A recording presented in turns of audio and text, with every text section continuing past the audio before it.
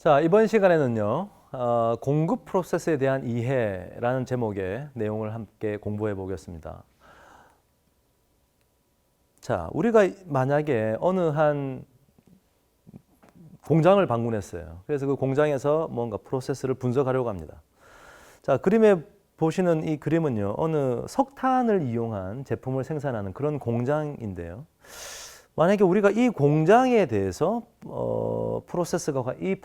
공장이라는 프로세스가 어느 정도의 생산 능력을 갖추고 있는지 이런 데 대한 이해를 하려고 한다고 쳐보죠. 자, 그래서 경영학을 공부한 사람으로서 공장의 엔지니어들과 얘기를 하려고 합니다. 그래서 공장 엔지니어들에게 이 공장에 대해서 좀 설명을 해주시죠. 그러면 이 공장에 대한 엔지니어들은 이러한 공장의 청사진을 가지고 와서 설명을 해줍니다.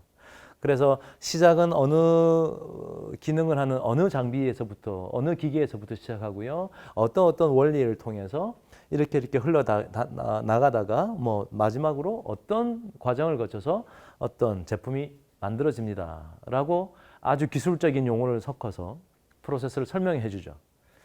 근데 사실은 이런 기술적인 내용을 잘 이해하지 못하는 그냥 우리 경영학자들은 사실은 이 공정이요, 아주 단순한 저러한 프로세스의 연결체로 그냥 이해되는 거죠.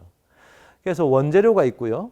그 다음에 예열기라는 과정을 통해서 럭허퍼 1차 반응기, 2차 반응기, 플래시 히터, 감압기, 탄화라는 과정을 거쳐서 완제품이 이루어진다. 사실 이렇게 이해를 하게 되는 거죠. 그러니까 이 프로세스를 이런 식으로 바라보는 경영학자들과 프로세스들을 아까 그 전에 보셨던 청사진처럼 아주 기술적으로 이해하는 사람들 간의 대화가 좀 어려워지게 되는 겁니다. 자, 이럴 때는 이러한 청사진과 이런 프로세스 플로우를 나타내는 일종의 다이어그램이죠. 이런 것들을 좀 겹쳐서 얘기를 나누면 훨씬 더 상호 간의 이해의 정도를 좀 높일 수 있겠죠. 자, 그렇게 해서 이제 이 공장이 과연 어느 정도의 생산 능력을 갖추고 있는지 뭐 관련한 프로세스를 분석해 보려고 하는데요. 자, 먼저 첫 번째 하고 싶은 얘기가요. 먼저 제약 이론이라는 것에 대한 이해입니다. 자, 영어로는 Theory of Constraint, 우리나라 말로는 제약 이론이라고 하는데 이 제약 이론이 뜻하는 바는요. 다음과 같은 키워드를 하나 보시면 조금 이해가 쉬울 것 같습니다. 자, 우리가 평상시 생활 속에 바틀렉, 즉 병목이라는 용어를 주로 쓰는데요. 병목, 왜 이름이 병목일까요? 영어로 보니까 바틀넥이네요. 바틀은 우리나라 말로 병이죠.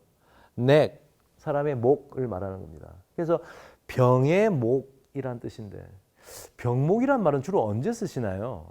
자, 예를 들면 이렇게 설명할 수 있겠죠. 우리가 아주 목이 말라요. 그래서 어느 병 속에 담겨 있는 물을 마시려고 합니다. 목이 아주 말라서요. 그 병을 들고 물을 마시는데 단위 시간당 최대한의 물의 양을 우리는 병으로부터 마시고 싶어요. 그때 과연 병의 그 몸통의 두께가 과연 중요한 요소일까요? 아니면 그 병의 목에 해당하는 부분의 두께가 중요한 요소일까요? 아하, 우리가 병을 들고 물을 마실 때 단위 시간당 우리 입에 들어오는 물의 양은 그 병의 목이 얼마나 두꺼우냐 얇으냐에 달려 있는 거죠.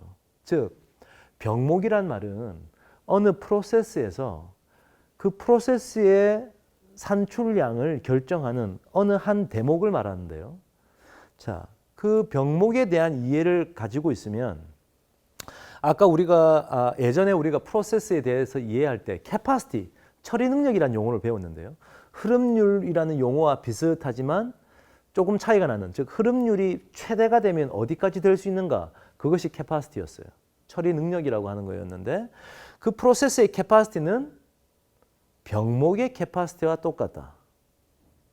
즉 그 병목이 과연 어느 정도의 처리 능력을 가지고 있는가에 따라서 그 프로세스 전체가 어느 정도의 처리 능력을 가지고 있는가가 결정나게 됩니다. 그리고 그 병목의 처리 능력이라는 것은 무엇이냐? 어느 한 프로세스가 여러 개의 다양한 다른 자원들, 리소스 1, 리소스 2, 그리고 리소스 N개, 여러 개의 자원이 있는데 각각의 자원의 캐파시티를 고려한 다음 그 중에 최소한의 것을 구하면 그것이 다름 아닌 병목의 캐파시티가 된다. 이러한 사실이 지금 제약 이론의 핵심적인 내용입니다. 자, 조금 더 이해를 돕기 위해서 밑에 그림을 한번 그려봤는데요. 지금 그림이 제가 지금 나타내려고 했던 것은 일종의 파이프라인 같은 거예요. 왼쪽에서 인풋으로 예를 들어 물이 들어간다고 칩시다. 그리고 이쪽에 수요의 양이 이 정도를 지금 요구하고 있어요. 단위 시간당 이 정도 두께의 물이 나왔으면 하고 있습니다.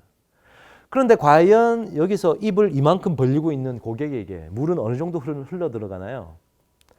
요 정도 흘러 들어가겠죠? 즉 단위 시간당 흐름률, 즉 단위 시간당 플로우 레이트는 인풋의 양도 아니고 아웃풋 디맨드, 수요의 양도 아니고 수요의 이런 두께도 아니고요. 프로세스의 병목 지점, 즉 저지점이죠. 프로세스의 바틀렉, 병목에 해당하는 캐파시티만큼만 물이 흘러나오게 되는 거예요.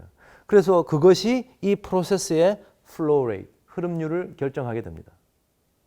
이때 그러면 남은 이 정도의 그 여유 공간은 다 뭘까요? 쓸데없는 여유 공간이에요. 즉 너무 과다하게 우리가 가지고 있는 캐파시티, 이 전체 프로세스의 이 대목에서는 과다한 캐파시티를 가지고 있다. 이렇게 해석할 수 있겠죠. 결론적으로 이 프로세스는요, 이 플로우 레이트이 무엇에 의해서 결정났나요? 캐파시티에 의해서 결정난 거예요. 이 전체 프로세스의 캐파시티만큼만 나온 거죠. 자, 그래서 이러한 프로세스를 자, 다 같이 한번 따라 읽어볼까요? Capacity Constraint Process, 즉 캐파시티, 처리 능력이 제약을 가한 프로세스라고 불립니다. 비슷한 그림을 하나 더 그려볼 텐데요. 저쪽에 보시면 나머지는 다 똑같은데요. 입을 벌리고 있는 수요의 크기도 크고요. 그 다음에 파이프의 크기도 다 똑같고 바틀렉도 다 똑같고요. 다 똑같은데 애초에 물이 들어가는 인풋이 이 정도 두께밖에 안 들어가요. 그러면 최종적으로 얼마만큼 나올까요? 인풋의 두께만큼 나오겠죠. 즉 인풋의 양이 프로세스의 흐름률, 플로우 레이트를 결정한 겁니다. 자, 이때 우리는 이것을 input constrained process. 자, 다 같이 한번 따라 읽어보시죠. input constrained process. 우리나라로 말로 하면 투입 제약적 프로세스 이렇게 부를 수 있겠네요. 마지막 한 프로세스는요, 이런 경우입니다. 인풋은 커요. 캐파시티도 그대로 있는데 이번에는 수요가 이거밖에 안 돼요. 아주 입을 조금만 벌리고 있는 고객들이 기다리고 있다는 얘기죠. 그래서 수요가 이 정도면 많이 생산해낼 필요가 없잖아요. 즉 수요의 양만큼만 제품을 생산하게 되겠죠. 즉 흐름률은 플로우 레이트는 수요의 레이트, 수요의 양만 수요율이라고 부를 수 있겠죠. 디맨드 레이트라고 부르면 그 정도만 나오게 되겠죠. 그래서 이러한 프로세스를 디맨드 컨스트레인드 프로세스, 우리나라 말로 하면 수요가 제약하는 프로세스라고 부릅니다. 자, 아까 우리가 지금 프로세스에 대한 얘기를 하고 있는데요. 이 세상에 있는 모든 것을 우리가 프로세스로 바라볼 거예요. 이 세상에 있는 모든 프로세스는 다음 셋 중에 하나의 형태를 취합니다. 즉 input constraint process이든지 아니면 capacity constraint process이든지 아니면 demand constraint process예요. 결론적으로 말하면 어느 프로세스에서 흐름률이라는 것은 다음 셋 중에 하나의 형태를 띈다. 결론적으로 말하면 흐름률이라는 것은 input 혹은 demand 혹은 프로세스의 capacity 셋 중에 가장 작은 것에 의해서 결정난다. 이렇게 볼 수 있겠네요. 자, 우리가 지금 프로세스에 대해서 조금씩 더 잘 이해하려고 지금 노력하고 있고요. 그러한 이해를 가지고 아까 봤던 그 공장을 한번 쳐다보죠. 그 공장에서 예열기에서부터 시작해서요. 로크어퍼, 세 번째, 네 번째, 다섯, 여섯, 일곱 번째까지 7개의 조그마한 프로세스가 연속으로 연결되어 있습니다. 그래서 7개의 프로세스를 쫙 연결시켜 놨고요. 각각의 그 어떤 장치 혹은 기계 장치라든지 혹은 프로세스는요. 조그만 프로세스가 되겠죠. 1시간에 120톤의 처리를 하는 그런 캐파시티를 가지고 있고 두 번째 스텝은 1시간에 110톤을 처리하는 프로세스. 자, 이런 식으로 각각의 스텝마다 다른 캐파시티를 가지고 있어요. 자, 첫 번째 질문. 이 공장 전체는요. 단위 시간당 몇 톤의 제품들을 아마 처리할 수 있을까요? 아까 우리가 공부했던 제약 이론의 생각을 한번 떠올려 보면 얼마가 될까요? 떠오르셨나요? 아마 1시간에 100톤만큼만 처리할 수 있을 겁니다. 왜냐하면 이 네 번째 2차 반응이라는 것이 그 캐파시티가 가장 작거든요. 즉, 이 전체 공장, 이 전체 프로세스에서 2차 반응기가 바로 병목의 지점에 해당하게 되겠죠. 즉, 병목의 캐파시티만큼만 이 공장은 제품을 생산할 수 있게 됩니다. 자, 두 번째. 그러면 이 공장이 현재 1시간에 100톤만큼의 제품을 생산하는데요. 이것을 좀 더 높일 필요가 있다. 자, 어떻게 하면 될까요? 떠오르셨나요? 우리가 지금 첫 번째 해야 될 것은요. 이 병목을 개선시키지 않으면 전체 공장의 캐파시티가 늘어나지 않겠죠. 우리가 해야 될 일은 어떻게 하면 2차 반응기의 캐파시티를 늘릴까에 집중을 하게 됩니다. 즉 예를 들면 뭐 단위 시간당 더 많은 일을 하는 그런 제품, 그런 그 기계 장치로 교체를 하든지요. 혹은 2차 반응기가 어느 하나의 기계 장치로 구성되어 있다면 또 다른 추가적인 기계 장치를 하나 병렬로 하나 더 구매할 수 있겠죠. 자, 예를 들어서 2차 반응기를 하나 더 구매했다고 칩시다. 현재 시점에는 1시간에 100톤을 처리할 수 있지만 만약에 이 기계 장치가 2대가 있으면 1시간에 200톤을 처리할 수 있겠네요. 이 병목 장치가. 2차 반응기가 200톤을 처리할 수 있다고 해서 이 공장이 200톤을 처리할 수 있을까요? 아니겠죠. 만약에 이게 200이 된다고 하면 이 전체 프로세스의 캐파시티는 얼마가 될까요? 자, 다 같이 한번 살펴보니까 아하, 병목이 옮겨가는군요. 아까는 100이 병목이었지만 이게 200이 되면 이제 병목은 아하, 록허퍼라는 곳이 병목이 되겠죠. 즉 병목만큼만 물건이 나오게 되니까 우리가 이것을 200으로 만들었을 때 이 밑에 전체 프로세스의 캐파시티는 110이 되겠네요. 만약에 우리가 110보다 더 느리고 싶다. 그럼 어떻게 해야 될까요? 아하, 현재 이 상황에서 이것을 110보다 더 느리고 싶다. 그러면 2차 반응기와 먼저 2차 반응기를 110까지 느리려는 노력을 하고 그 다음에 110이 된 2차 반응기와 록호파 110을 동시에 증가를 시켜야 되는데 어디까지? 112까지 증가시키면 이제 겨우 112가 되고요. 더 증가시켜야 되면 아까 이 세 가지를 동시에 또 그 다음 스텝까지 증가시켜야 되는 이러한 프로세스의 특징들을 잘 이해해야 합니다.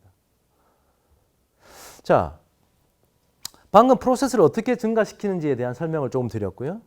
또 다른 추가적인 질문으로 그러면 캐파시티를 증가시킨다는 것은 뭐 기계 장치를 한 대 더 산다든지 좀 더 속도가 빠른 기계 장치로 교체한다든지 이렇게 재무적인 투자가 반드시 있어야 하는가? 저의 결론은 꼭 그렇지만은 않다입니다. 자, 그러한 답은 좀 이따가 후반부에서 우리가 공부를 더 할 텐데요. 자, 프로세스를 분석할 때 또 다른 하나의 중요한 지표 중에 하나가 프로세스 활용률이에요. 프로세스 활용률이라는 것은 프로세스가 실제로 생산해내는 양을 최대한 생산해낼 수 있는 양, 즉 처리 능력에 대한 비율로 표시한 측정치다. 그래서 간단하게 수식으로 표현하면 유틸리제이션이라고 불리는 이 활용률이라는 것은 흐름률 나누기 처리 능력. 자, 여러분이 이제 흐름률과 처리 능력의 정의를 명확하게 아시니까 이러한 활용률이라는 지표도 활용할 수 있을 것 같아요. 만약에 아까 서코드사라는 이 공장 같은 경우에 아까 방금 봤던 그 상황에서는 시간당 100톤을 처리할 수 있었고요. 1일에 24시간, 1년에 365일이면 1년에 이 정도 876000톤 정도 1년에 생산해낼 수 있겠죠. 그것이 지금 저 서코드사의 처리 능력, 즉 캐파시티인데 만약에 수요가 그보다 훨씬 작은 657000톤이다.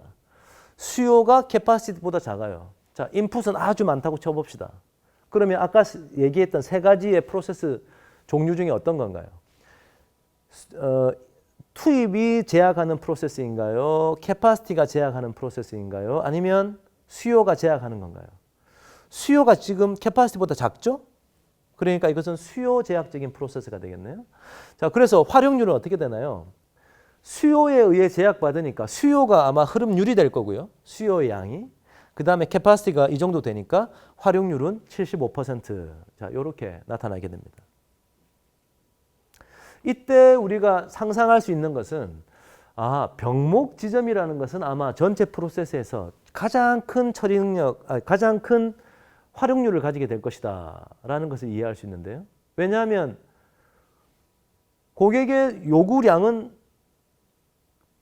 각 조그만한 단계마다 다 똑같거든요.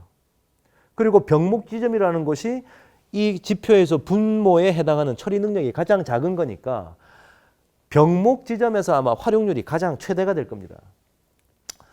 자, 수치로 한번 확인해 보니까요. 예열기에부터 탄화 과정까지 7개가 각각의 처리 능력은 아까 보셨던 그런 정보가 있고요. 만약에 아까 얘기했던 수요, 1년의 수요가 캐파시티보다 작다. 1년의 수요를 아까 말씀드렸는데 시간당으로 수요를 바꾸니까 이렇게 됐네요. 자, 수요가 처리 능력보다 작아요. 이때 활용률을 따지니까 흐름률은 이 수요가 될 거고요. 흐름률 나누기 처리 능력 하니까 매 단계마다 62.5%, 68.7% 간단한 계산으로 구할 수 있죠. 그래서 이 전체 공장은 활용률이 75%이고요.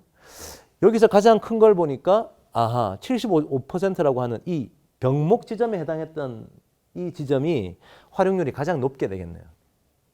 제가 지금 이 활용률이라는 것을 그래프로 한번 그려봤습니다. 가로축에 있는 곳이요. 세부적인 단계들에 대한 구분이고요. 세로축은 여기서 계산했던 활용률인데 활용률은 높으면 높을수록 좋다고 우리가 생각할 수 있겠죠. 100%가 가장 최대 활용률일 거고요. 그 다음에 여기 계산했던 값들을 지금 막대 그래프로 그렸습니다. 전체 100보다 지금 병목에 해당하는 이 2차 반응기가 병목 공정이어서 가장 큰 활용률을 보이고 있는데 100%와 차이가 나는 대목이 있죠. 왜 차이가 났을까요? 수요가 공급보다 작아서 그랬던 거죠. 즉 수요와 공급의 불일치 때문에 이런 차이가 나타났던 거고요. 사실 보다 더 우리가 주목해야 될 부분은 여러 공정들이 다 활용률이 다르다는 거예요. 즉 예를 들어서 요 플래시 히터라는 공정과 병목과의 차이, 요 정도 차이가 나죠. 왜 차이가 났을까요? 플래시 히터라는 것이 병목보다 더 캐파시티가 크기 때문에 활용률이 더 떨어졌던 거죠. 즉 지금 활용률이 가장 높은 병목에 비해서 다른 공정들의 활용률이 낮다라는 것을 보여준 이 그래프는 어느 대목에서 과잉 처리 능력을 가지고 있는지 필요 이상의 처리 능력을 가지고 있는 그런 대목들에 대한 정보를 우리에게 주고 있습니다. 자, 그런데 활용률이라는 것이 좋은 지표임은 확실한데요. 뭔가 좀 아쉬운 면이 있어요. 자, 어떤 아쉬운 면이 있을까요? 이 아쉬운 면 때문에 우리는 새로운 어떤 지표를 고안해내려고 합니다. 자, 첫 번째, 어떤 아까 아쉬움이 있었냐면 활용률은 100%를 넘을 수가 없어요. 아무리 활용률이 높아도 100%를 넘을 수 없다. 자, 그 얘기는 100%를 넘지 않은, 즉 만약에 활용률이 100%인 어느 세부 단계가 있다. 자, 그러면 이걸 그냥 우리가 마냥 좋아해야 할 일이냐? 예를 들면 이런 거죠. 회사에서 사장님이 여러 공장장을 불러 모아놓고 각자의 공장에서의 활용률이 얼마냐 해서 확인을 했어요. 공장장이 3명이 오셨는데 한 공장장은 활용률이 97%, 한 공장은 85%, 한 공장장은 100%래요. 활용률은 높은 것이 좋다. 그래서 세 번째 공장장을 칭찬해 줘야 할까? 여러분 어떻게 생각하세요? 만약에 이러면 어떻습니까? 수요가 엄청나게 많아요. 이 세 번째 공장은. 캐파시티가 그 수요를 못 따라가요. 그래서 흐름률은 캐파시티만큼만 흐름률이 발생해서 활용률이 100%가 됐던 거예요. 그러면 이 세 번째 공장장은 칭찬을 받아야 될까요? 아니죠. 요구되는 수요량만큼 캐파시티를 늘리려는 노력을 했어야죠. 만약에 활용률을 나의 경영 성과로 그냥 사용하겠다라고 마음먹으면 캐파시티를 줄이면 줄일수록 좋겠죠. 캐파시티가 낮으면 활용률은 커지니까요. 자, 그래서 현재의 활용률이라는 이 지표는 좀 아쉬운 면이 있습니다. 그래서 활용률은 아까 보셨다시피 과잉 처리 능력에 대한 정보는 우리에게 주지만 부족한 처리 능력에 대해서는 그러한 상황에 대해서는 우리에게 아무런 정보를 주지 않아요. 조금 더 자세하게는 그 다음 슬라이드에 볼 텐데요. 결국 우리가 얼마나 많은 수요가 프로세스의 처리 능력을 초과하는지에 대한 정보를 활용률로부터는 얻을 수가 없습니다. 자, 그래서 새로운 지표, 자, 다 같이 한번 읽어볼까요? 내재 활용률. 내재 활용률. 우리 영어로는 implied utilization 이렇게 불리는데요. 다음과 같은 정의로 살짝 바꿔봤습니다. 자, 수요의 양 나누기 처리 능력. 자, 이 수요의 양 나누기 처리 능력이라는 새로운 지표가 어떤 효과가 있는지 한번 같이 보시죠. 아까 보셨던 그 7가지, 지금 영어로 표현됐을 뿐이고요. 아까 7가지는 똑같습니다. 그리고 각자의 처리 능력도 똑같아요. 그런데 이번에는 수요가 좀 늘었어요. 자, 서코트사라는 회사가 수요가 시간당 125톤으로 증가했다. 공장 전체의 캐파시티가 100인데요. 시간당 125톤의 수요량으로 바뀌었어요. 자, 만약에 기존의 활용률로 만약에 우리가 어떤 프로세스를 분석한다라고 치면 활용률은 뭐죠? 흐름률 나누기 처리 능력, 캐파시티죠. 즉 플로우 레이트 나누기 캐파시티. 흐름률 나누기 처리 능력. 흐름률이 얼마일까요? 수요가 125라고 해서 흐름률이 125일까요? 아니죠. 처리 능력 100에 의해서 지배받게 있겠죠. 즉 실제 흐름률은 100밖에 안 되고요. 그 다음에 저 첫 번째 프리히터의 처리 능력은 120이니까 83.3%라는 활용률을 보입니다. 그런 식으로 계산이 되겠죠. 병목에 해당했던 세컨 리액터는 지금 캐파시티만큼 흐름률을 달성하고 있을 거니까 흐름률 100%가 됐고요. 이 친구의 흐름률이 가장 크고 나머지는 더 작습니다. 방금 제가 소개했던 내재 활용률을 계산하면 어떨까요? 내재 활용률은 수요 나누기 처리 능력이었으니까 125 나누기 120 이런 식으로 계산이 되겠죠. 그래서 104.2에서부터 쭉 계산이 되겠습니다. 그래서 전체적인 공장도요. 125 나누기 110 해서 125%의 내재 활용률을 가지고 있네요. 자, 이제 중요한 것은 이 숫자들에 대한 이해입니다. 자, 여러분은 예를 들어서 이 113.6이라는 말을 어떻게 해석하세요? 113.6의 수식을 한번 생각해 볼까요? 수요 나누기 처리 능력. 그것이 113.6이다. 어떻게 해석하면 될까요? 두 번째 스텝인 저 락호펄스의 경우는 저 두 번째 공정은요.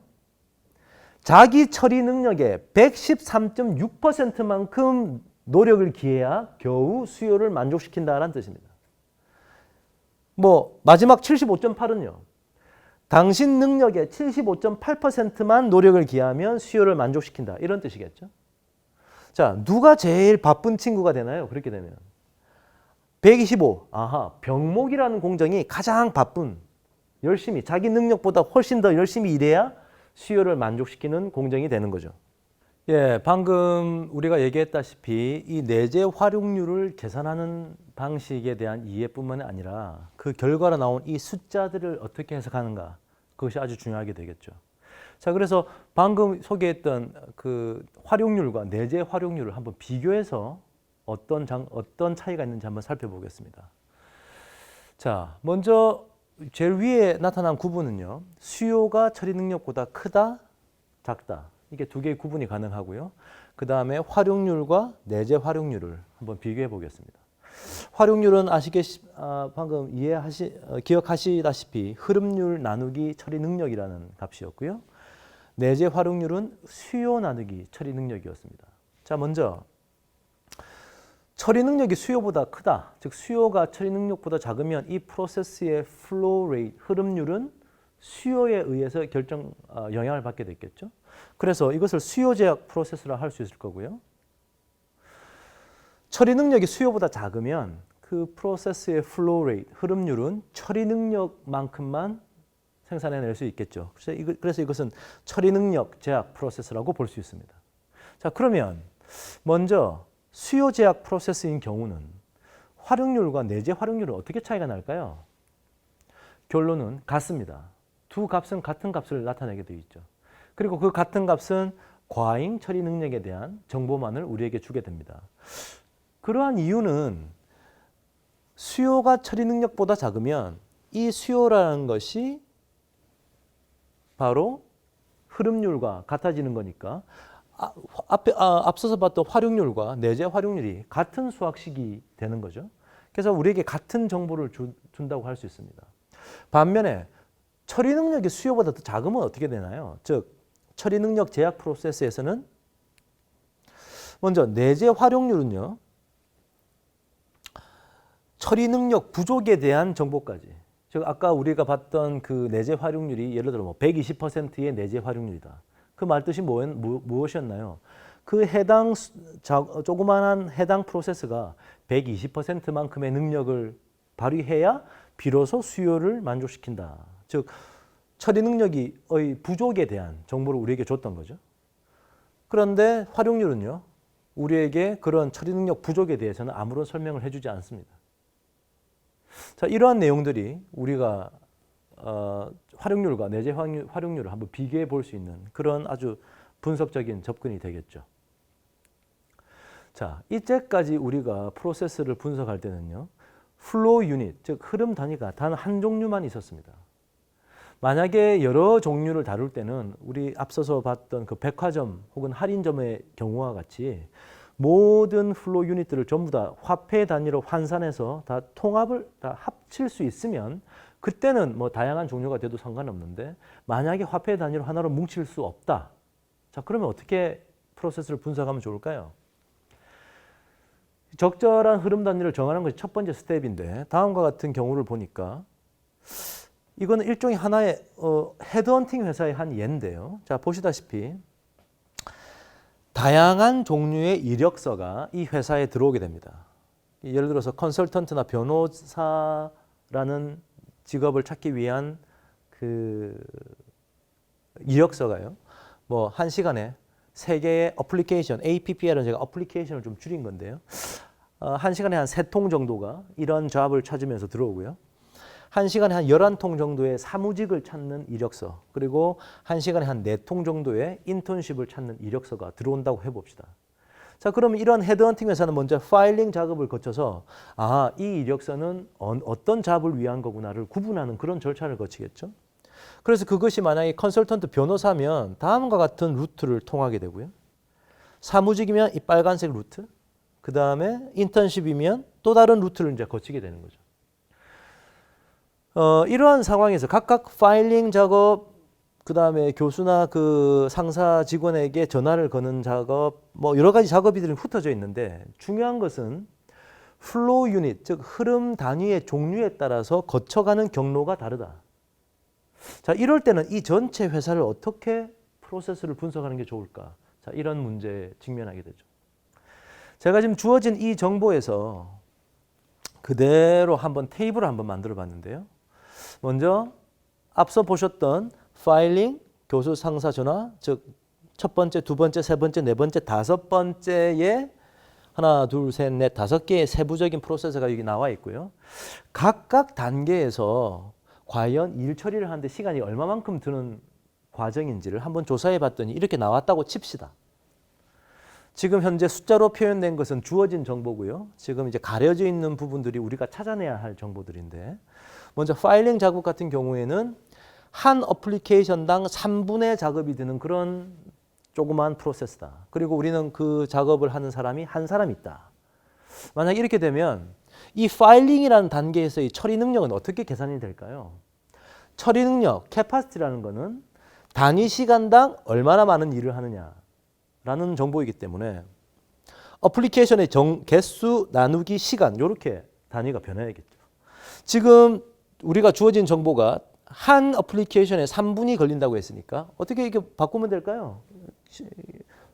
분자 분모로 이렇게 역수를 취하면 되겠죠. 그랬더니 1분에 3분의 1개의 어플리케이션을 처리할 수 있고요.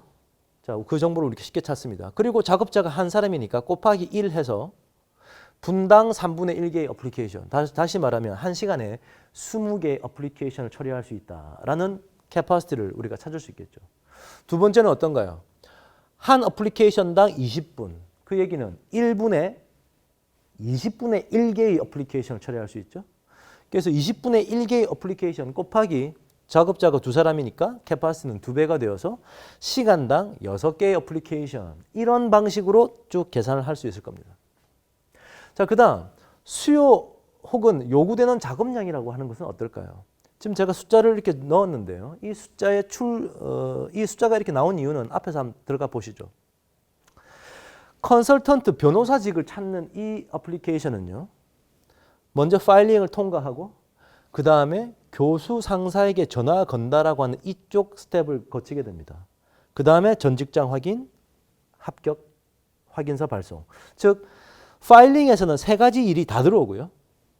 교수 상사 전화라고 하는 이 프로세스에서는 컨설턴트를 혹은 변호사직을 찾는 시간당 3개의 어플리케이션만 들어오게 되겠죠. 전 직장 확인은 사무직에 대한 어플리케이션만 들어오게 되고요. 그렇지 않군요. 사무직 어플리케이션 들어오고 다시 교수 상사 전화를 거친 어플리케이션이 1위로 들어오겠죠. 자, 그래서 정리를 하면 파일링에서는 컨설턴트 시간당 3통, 사무직 시간당 11통, 인턴십 시간당 4통이 다 들어오고요. 교수 상사 전화는 컨설턴트직을 찾는 그러한 이력서만 시간당 3통으로 들어오고 이런 어플리케이션 들어오지 않죠. 결론적으로 말하면 각 단계별로 토탈 총 어플리케이션의 숫자는 그냥 이렇게 다 더하면 되겠죠. 더하니까 18, 더하니까 3, 쭉쭉쭉. 결론적으로 이것이 각 그 조그마한 프로세스가 직면하게 되는 수요의 정보가 될 거고요. 이것이 처리 능력. 즉 수요 나누기 처리 능력을 하면 내재 활용률. 내재 활용률 18 나누기 20을 하니까 90%. 자, 이런 식으로 간단하게 엑셀로 계산을 해도 될 겁니다. 자, 이 숫자의 뜻을 아까처럼 다시 한번 분석해 보죠. 90%의 내재 활용률이라는 말은 뭔가요? 파일링이란 저 단계는 그 단계에서 발휘할 수 있는 총 캐파시티의 90%만 발휘하면 모든 수요를 만족시킨다. 이런 뜻이군요.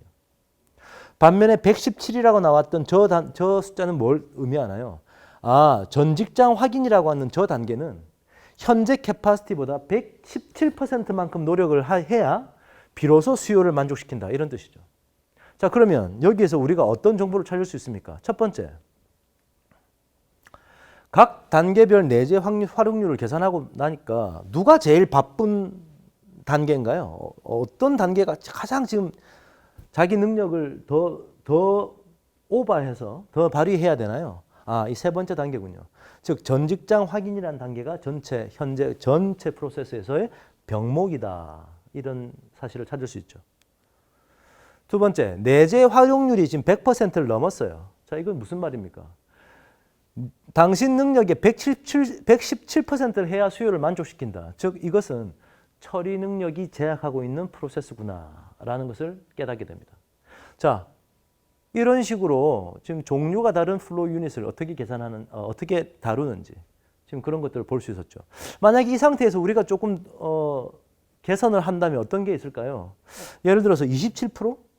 지금 자기 능력의 27%만 발휘하면 되는데 직원이 2명이나 있어요. 남아도는 직원이라는 거죠. 캐파시티가 남아도는 것이에요. 어떻게 해야 될까요? 아마 저 직원 중에 한 사람을 뜯어다가 가장 바쁜 곳에 배치시키고, 즉 일의 할당을 좀 변화시키는 노력이 필요하다는 그러한 점을 우리가 찾을 수 있겠죠. 자, 이상 우리가 오늘 제약 이론이라는 것에 대해서 설명했고요. 그래서 병목이라는 것이 키 포인트고 우리가 해야 될 것은 먼저 병목이 어디 있는지 찾고 병목을 개선시키는데 우리의 노력을 집중하는 그러한 눈을 좀 가지게 되었습니다. 그리고 활용률과 내재 활용률의 그 뜻의 차이, 그리고 어떤 것이 더 우리에게 더 많은 정보를 주느냐, 내재 활용률이란 지표가 우리에게 더 유용하다. 그러한 얘기를 오늘 같이 함께 나눠봤습니다.